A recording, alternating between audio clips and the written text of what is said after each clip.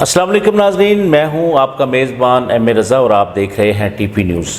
ناظرین، جیسا کہ آپ کو علم ہے کہ ہم لوگ اس وقت سنگاپور میں موجود ہیں، تو یہاں پر جو ہمارے کامیاب پاکستانی ہیں جن پر ہم فخر کر سکتے ہیں، انہوں نے کس طرح اسٹرگل کی، کس طرح وہ اس مقام تک پہنچے۔ آج کی شخصیت ہمارے ساتھ موجود ہیں جو انہوں نے بہت ہارڈ ورک کیا زندگی میں اور اللہ تعالیٰ نے ان کو کامیابیاں عطا کی ہیں۔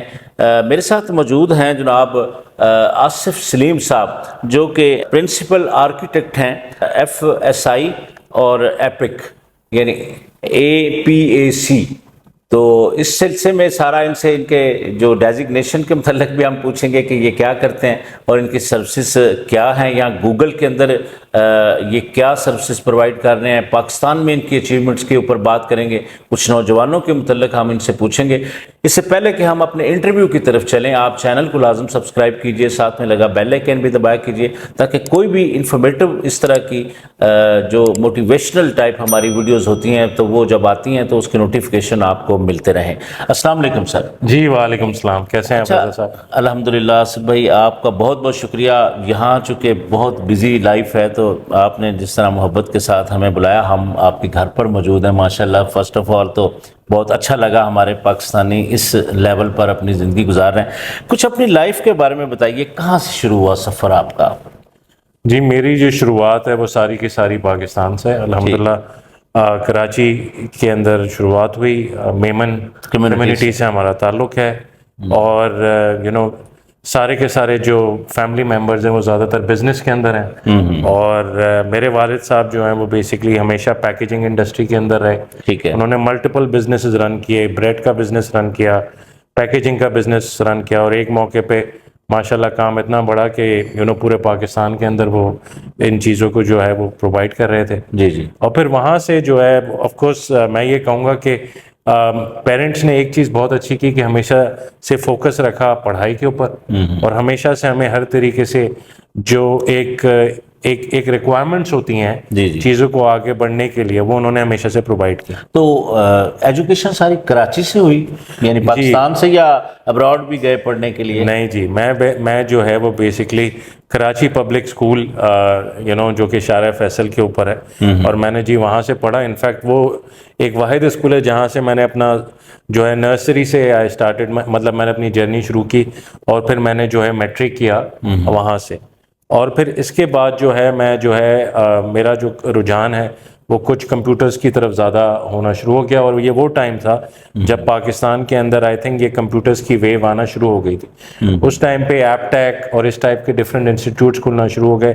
تو میرے ماموں جو ہے وہ بیسکلی کافی زیادہ ویل ٹریولڈ تھے انٹرنیشنلی۔ نام ان کے کیا؟ ان کا نام ہے یونس ہاشم صاحب۔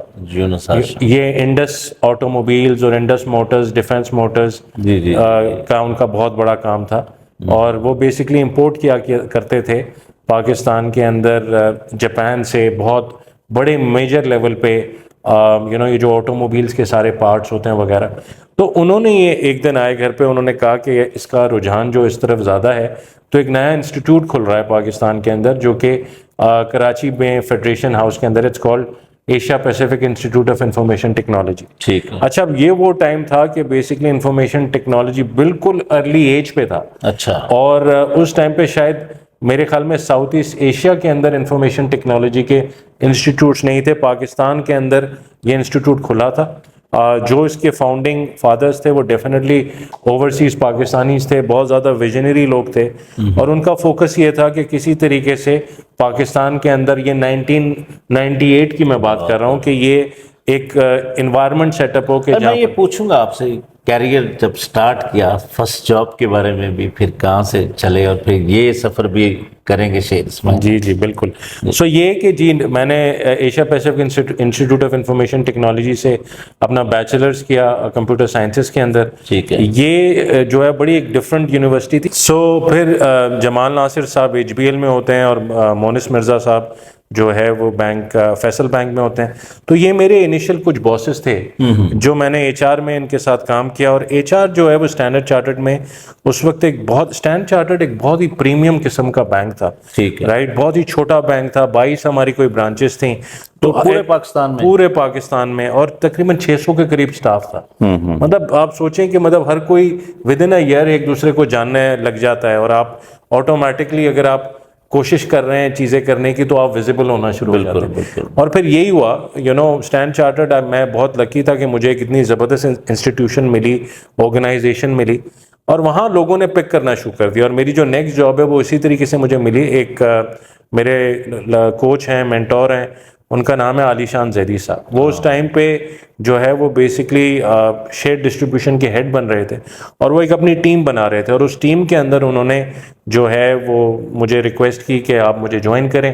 اور وہ مطلب کافی ینگ ٹیلنٹ کو انہوں نے اپنے پاس بلایا, ان کو جو ہے ڈائریکشن دی, ویژن دی, اور وہاں سے ہم نے جو ہے کام شروع کیا. اور مطلب تقریباً 1.5 سال میں نے ان کے ساتھ کام کیا. اس دوران بھرپور طریقے سے کام کیا, بھرپور چیزیں کی, نہ دن دیکھا نہ رات دیکھا, اور لٹرلی 17 گھنٹے ہم کام کرتے تھے. ایگزیکٹلی, اور بہت پالشڈ قسم کا کام.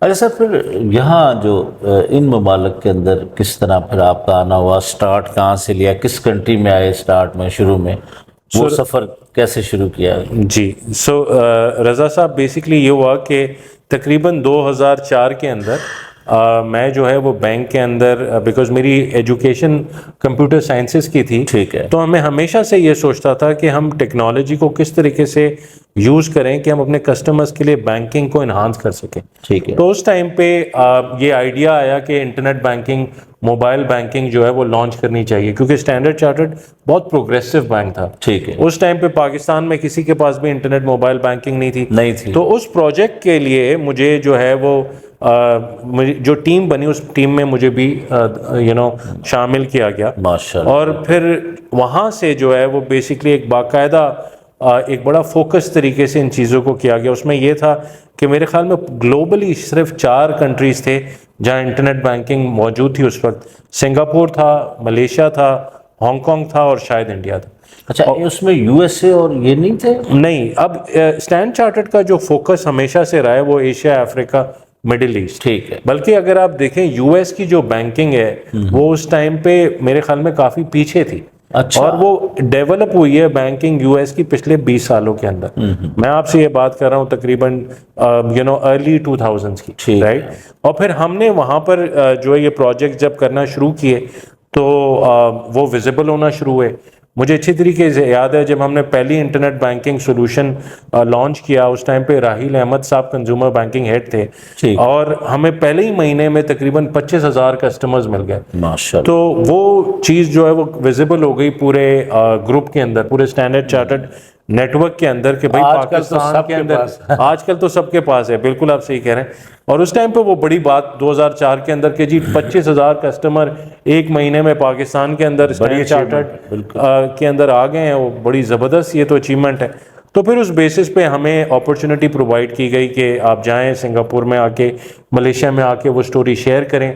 وہاں میں آپ کو ایک اور میرے مینٹور بلکہ فرینڈ, بہت اچھے فرینڈ ہیں, جب بھی سنگاپور آتے ہیں ہمیشہ ہمارے گھر پہ رکتے ہیں. ان کا نام ہے کاشف شاہد صاحب. اچھا. وہ جو ہے فنجا کے سی او بھی رہے ہیں, اور جو کہ پاکستان کی ایک بڑی فیمس ڈیجیٹل پیمنٹ کی اسٹارٹ اپ ہے. تو ان کے ساتھ جو ہے وہ بیسکلی ہم نے کام کرنا شروع کیا. وہ چیزیں ویزیبل, اب جیسے وہ چیزیں ویزیبل ہونا شروع ہوئی, پاکستان جو ہے وہ ریڈار پہ آنا شروع ہوا. اور جب پاکستان ریڈار پہ آنا شروع ہوا تو علی شان, کاشف, میرے اور دوسرے جو کولیگز ہیں, سب جو ہے وہ آٹومیٹکلی ایلیویٹ ہونا شروع ہوئے. اسی میں ایک نام جو کہ بہت ہی فیمس اور بڑا ہی زبردست انہوں نے پاکستان کی بینکنگ انڈسٹری میں خدمات ہیں, بدر کاظمی صاحب. بالکل رائٹ. بدر کاظمی صاحب کا بھی ایک بہت بڑا رول تھا اس ٹائم پہ پاکستان کو پوزیشن کرنے میں. اور پھر ہم لوگوں کے لیے راستے کھلنا شروع ہوئے, اور میں جو ہے وہ موو ہو گیا 2006 کے اندر ملیشیا. اور ملیشیا کے اسٹارٹ میں آپ ملیشیا آئے؟ سب سے پہلے ملیشیا. ٹھیک ہے. اور ملیشیا میں جو ہے میں تقریباً 2 سال رہا, اور ملیشیا میں ایک گروپ ٹیم جو کہ سیٹ اپ ہو رہی تھی, کیونکہ اس ٹائم پہ بینک نے یہ ریئلائز کر لیا کہ اب ہمیں انٹرنیٹ اور موبائل بینکنگ کے گلوبل سولوشن بنانا چاہیے اوکے تاکہ ہم اپنی اس وقت 33 کنزیومر بینکنگ کی مارکیٹس تھیں, ہم اپنی ساری کنزیومر بینکنگ مارکیٹ میں ایک اسٹینڈرڈ سولوشن کو لے کے چلیں. تو میں اس ٹیم کا حصہ بنا, وہاں بھی کافی چیزیں دیکھیں سیکھیں. پھر اس بیسس پہ the next opportunity was to move to Singapore, اور میں 2008 کے اندر سنگاپور میں موو ہوا. اس ٹائم پہ یہ ایک بڑا چینج آ رہا تھا اسٹینڈرڈ چارٹرڈ کے اندر, کیونکہ ایک digital banking as a concept اس پوری ریجن میں ایوالو ہو رہا تھا. اب پہلے ڈیجیٹل بینکنگ ایک کاسٹ سینٹر کے طور پہ جانا چاہتا تھا, they use to say alternate distribution channel, but 2008 onward it started to become profit center. مطلب لوگوں کو سمجھ آ گئی کہ ڈیجیٹل سے آپ پیسے بھی کما سکتے ہیں. ایگزیکٹلی. اور پھر وہاں میں اس ٹیم کا حصہ بنا.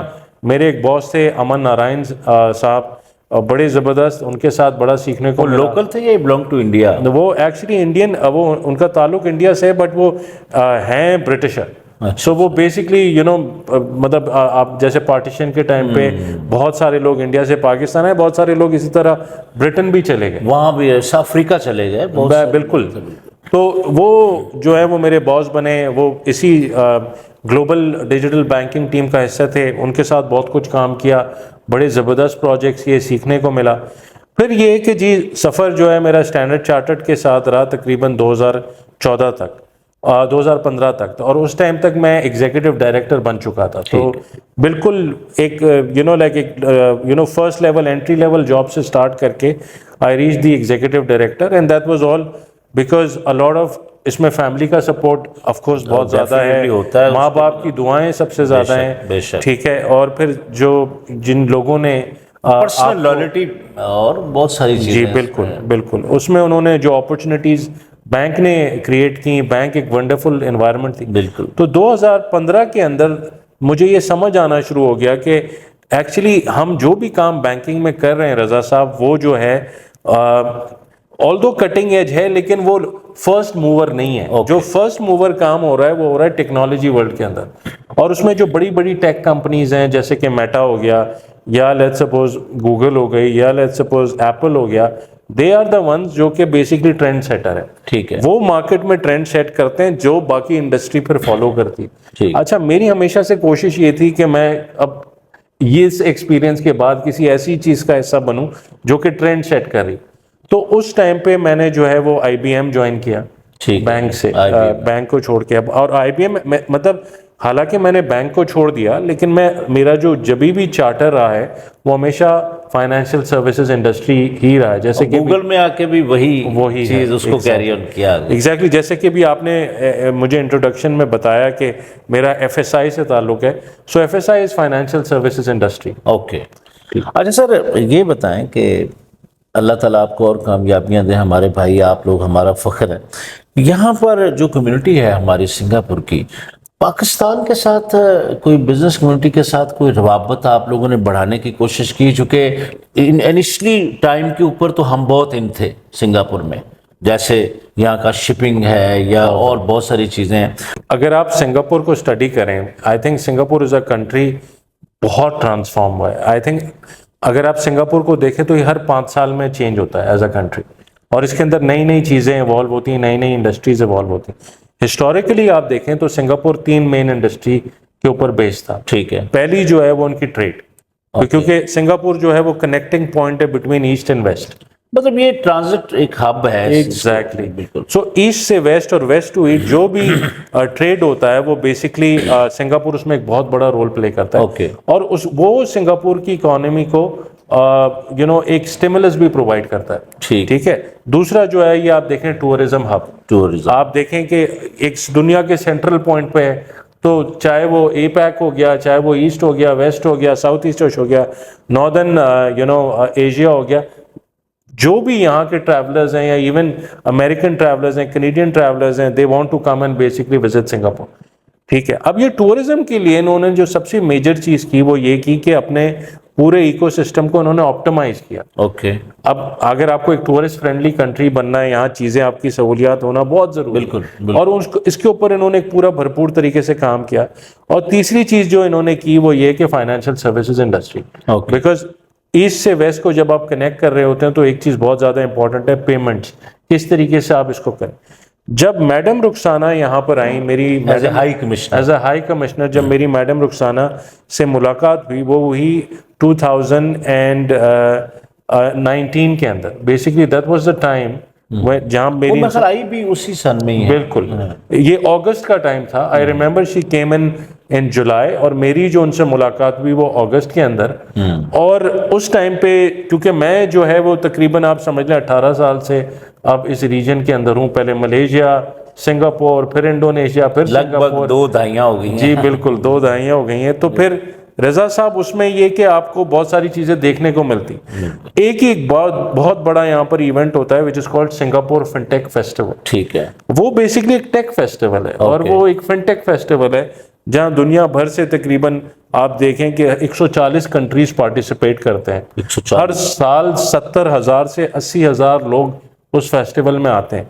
تو میں کیونکہ fintech industry, financial services industry کے اندر تھا تو میں دیکھ رہا تھا کہ جی اتنی کولیبریشن ہو رہی ہے، پوری دنیا کے لوگ آتے ہیں، multi billion dollar businesses generate ہوتے ہیں.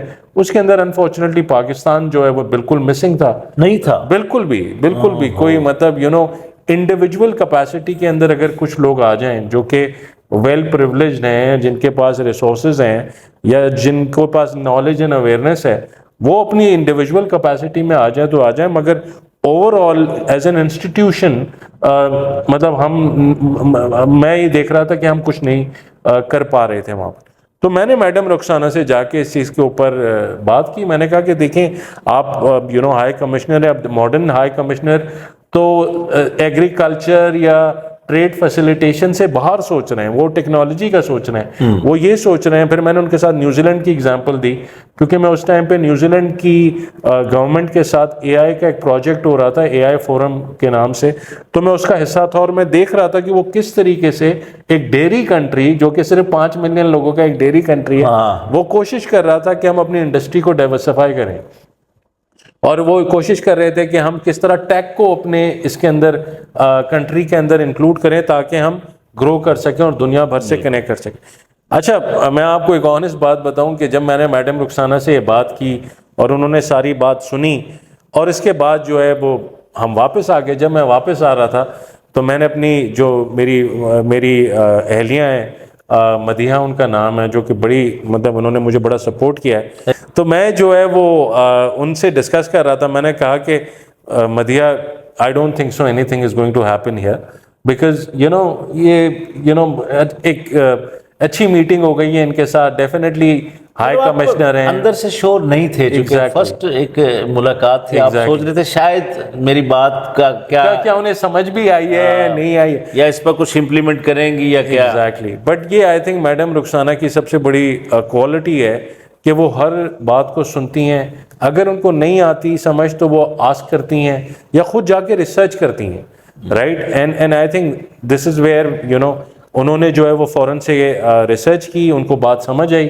انہوں نے اگلے ہی دن مجھے فون کر کے، اور میں نے ان سے کہا تھا کہ in order for us to drive this project ہمیں ان لوگوں سے ملنا پڑے گا سنگاپور میں.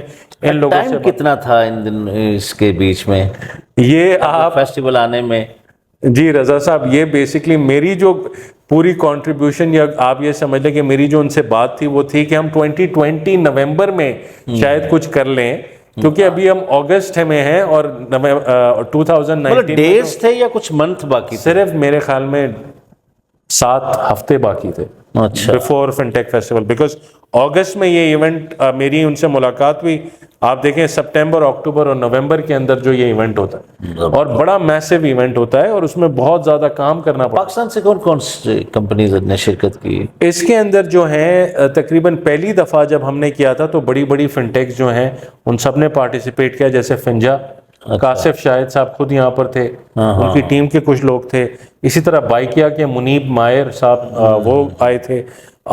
چیتے ایک سٹارٹ اپ ہے بہت فیمس، اس کے جو ہے احمد خان صاحب، وہ تو یہ سارے لوگ آئے تھے اور بڑا زبردست ایک ہم نے پاکستان کا شو پل آف کیا یہاں پر سنگاپور کے اندر. اور اس کی وجہ سے آپ یہ دیکھیں کہ پورا جو سنگاپور کا ایکو سسٹم ہے وہ کھل گیا ایک طریقے سے. انہوں نے جب دیکھا کہ پاکستان کے اتنا زبردست ٹیلنٹ ہے، اتنے بڑے اس قسم کی چیزیں کر سکتے ہیں اور یہ کافی قابل لوگ ہیں.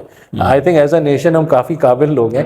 جسٹ دیٹ ہم زیادہ سے زیادہ ویزیبل ہونے کی ضرورت ہے اور کولیبریٹ کرنے کی ضرورت ہے. اچھا سر، بعض اوقات چھوٹی چھوٹی چیزیں ٹریول کرتی ہیں اور بڑا پازیٹیو امپیکٹ چلا جاتا ہے ان کا. اب یہ بتائیں کہ کوئی ایز اے اب اوورسیز یہاں پہ آپ لوگ 18 سال سے محنت کر رہے ہیں اور اپنا ایک مقام بنایا، تو اس کے پیچھے بڑی سٹوریاں ہوں گی، بڑی کہانیاں ہیں. تو یہ بتائیں کہ کوئی ایسی رائے جو اس وقت اکانومی کرائسس کے اندر ہمارا ملک گھرا ہوا ہے، تو کوئی گورنمنٹ آفیشلس کے لیے کوئی چھوٹی سی رائے دے دیں. ہو سکتا ہے ہماری باتیں ان تک پہنچے. بلکہ اس سے پہلے جہاں تک میرا نالج ہے، جو پچھلی گورنمنٹ تھی ان کو کوئی سجیشن آپ نے دی بھی تھی، تو ذرا وہ بتائیں کیا. جی، میں کیونکہ فائنینشیل سروسز انڈسٹری سے میرا تعلق ہے، اور آف کورس ہم ایز این اوورسیز پاکستانی ہمیشہ یہ کوشش کرتے رہتے ہیں یا سوچتے رہتے ہیں کہ کس طریقے سے آپ جو ہے اپنے ملک کو بہتر کر سکتے ہیں. کیونکہ جو سہولیات آپ یہاں دیکھ رہے ہوتے ہیں، آپ کو آپ کی انکلینیشن ہوتی ہے کہ کاش ہمارے ملک میں بھی اسی طریقے کی ترقی ہو جائے اور ساری چیزیں ہو جائیں.